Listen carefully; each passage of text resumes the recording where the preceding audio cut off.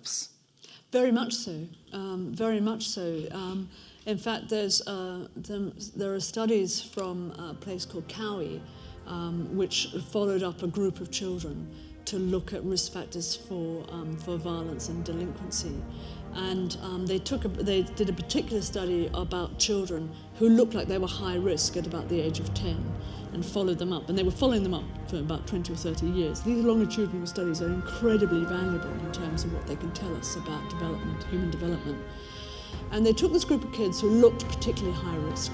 They were dropping out of school, they'd already been breaking the rules.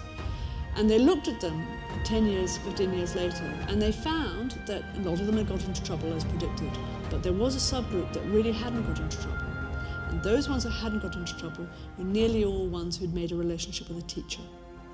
That actually a relationship with a teacher turned out to be incredibly important for helping vulnerable kids.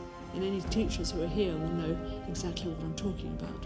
Because for some kids, of course, school is a welcome refuge from home.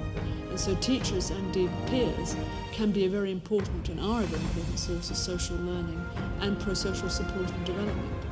But I think the question you raise about masculinity in molded me to be a young man. But there were so many other young men like me who didn't have that opportunity.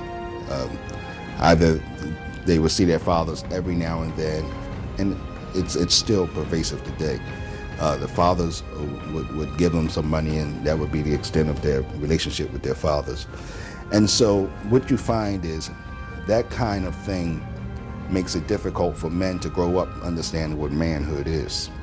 And so what I did was, once my father was gone and these older men took me on, I purposed in my heart not to be my father.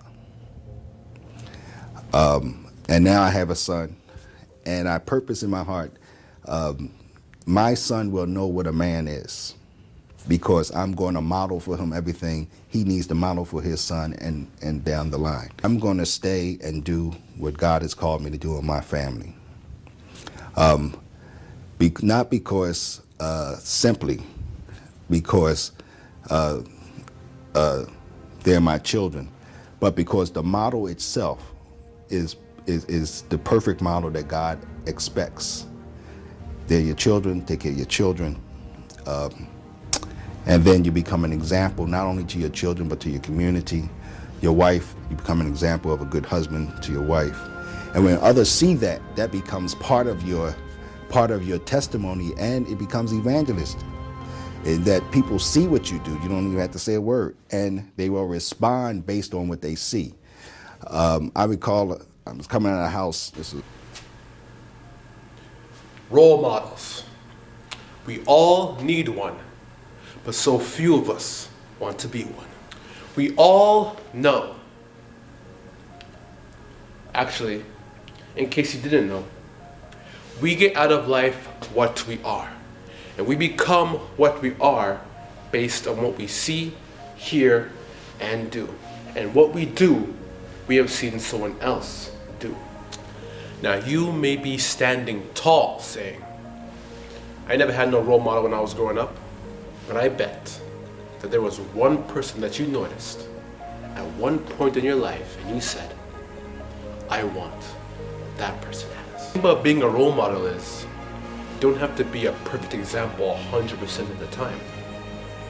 You just have to be willing to hold the torch and to pass it properly to the young ones behind you. I think that if people truly understood the power and the importance of being a strong, just example for children, they wouldn't shy away from it.